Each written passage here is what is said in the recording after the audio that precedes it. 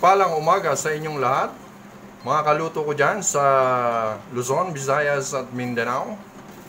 Ayan po, tayo po ay magluluto ng bok choy Tagalog. Maganda po ito ngayon dahil medyo maulan. Maganda to, masarap to. Ngayon po ay ipapakilala ko sa inyo ang mga ingredients ng ating bok choy Tagalog. Ito po, una, ipapakita ko sa inyo itong liver, yung pork. Gagamit din po tayo ng cooking oil,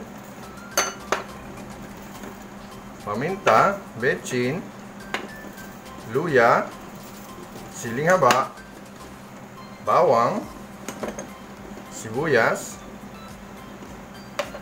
At nandito po mayroon na tayong nilagang itlog. I-slice natin yan mamaya. I-slice din natin to ng strips.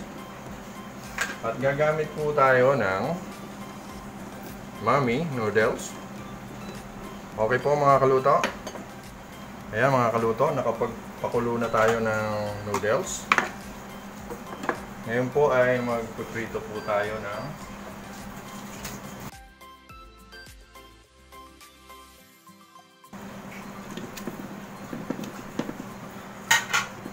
prito natin ang baboy. Prito natin ang baboy at saka yung atay.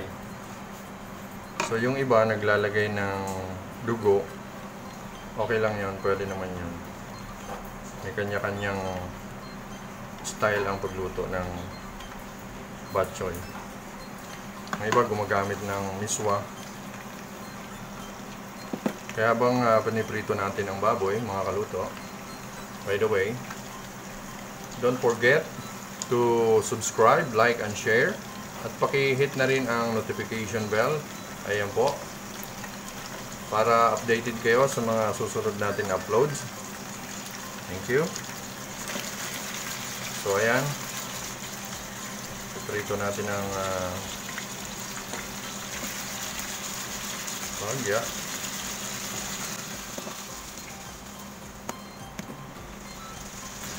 So ayan, balikan natin mamaya. Ayan mga kaluto, ipiprito rin natin ang atay.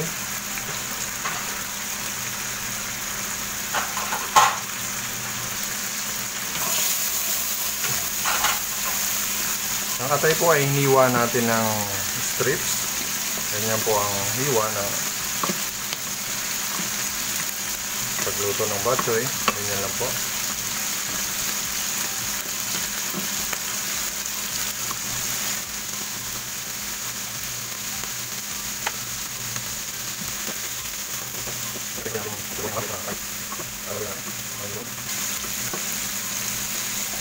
So pagkaluto ng ating baboy at saka atay, susutuin na natin mamaya ang mga pampalasa natin. Ayan mga kaluto, naluto na, prito na natin ang baboy at saka atay. I-set aside natin siya. Lilipat natin.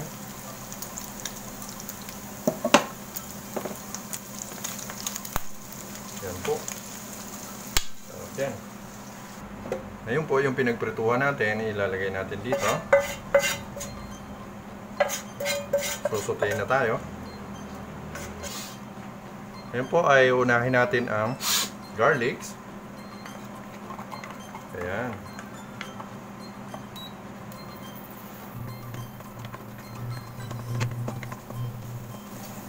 Pagka golden brown na siya, ilalagay na natin ang sibuyas.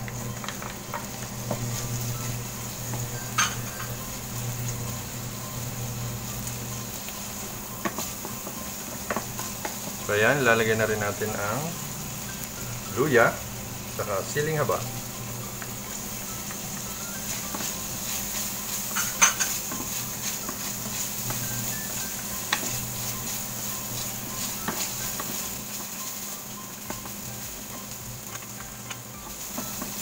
Pagkatapos po, ilalagay na natin ang baboy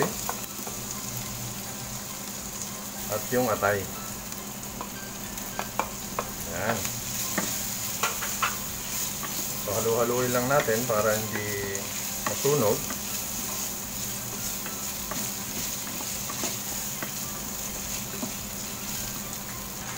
Lalagay tayo ng chicharon.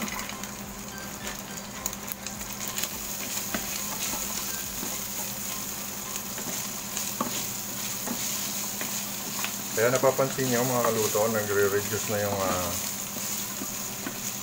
mantika. Ngayon po ay ilalagay na natin yung pinakulunan natin na noodles. So ayan.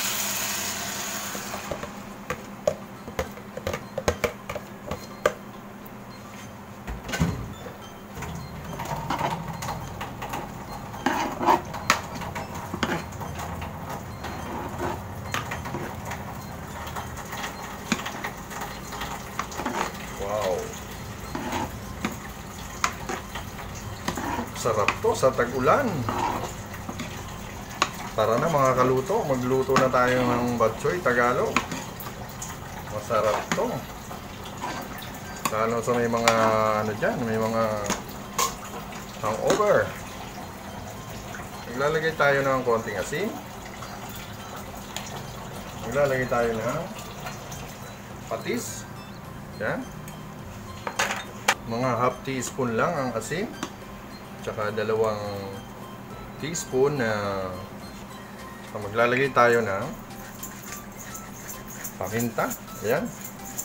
So, nasa inyo po kung gaano karami. Ayan po, maglalagay tayo ng leche. So, ngayon mag-a-add po tayo ng water. Ayan. Shout out din pala sa mga Bicolano, mga Uragon dyan, sa Gubat, Sorsogon, mga kababayan ko, sa mga OFW, mga Filipino community, Aldana Elementary School, teachers and principal, Batch 89, Gubat National High School, Gubat nun kami groups, United Bicolanos Worldwide groups, shout out sa inyo. Maraming salamat sa mga followers, subscribers. Thank you for watching. So ayan, hayaan na natin kumulo.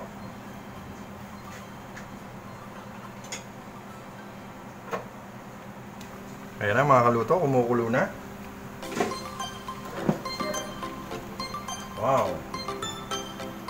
Luto na siya mga kaluto. Ready na tayo, mag-plating na tayo mga kaluto. Ito mga kaluto, may na-ready na tayo kanina. Luto na to, pinakuluan na natin to.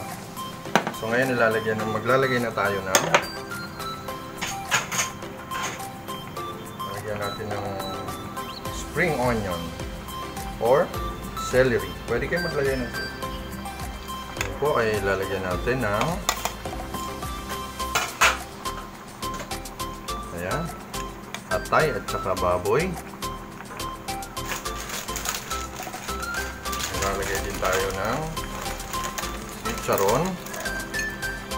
Ayan.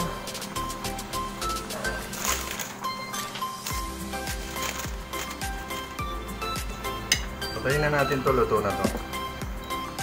Lalagay tayo ng garlic. Ayan. Fried garlic.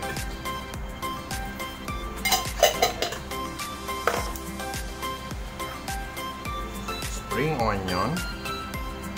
Yan.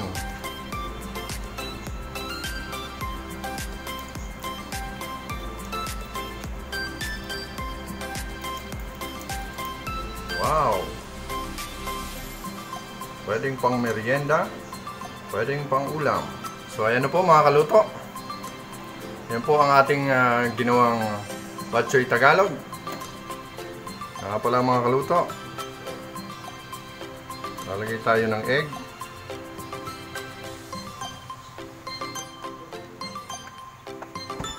Thank you for watching. Bye! God bless!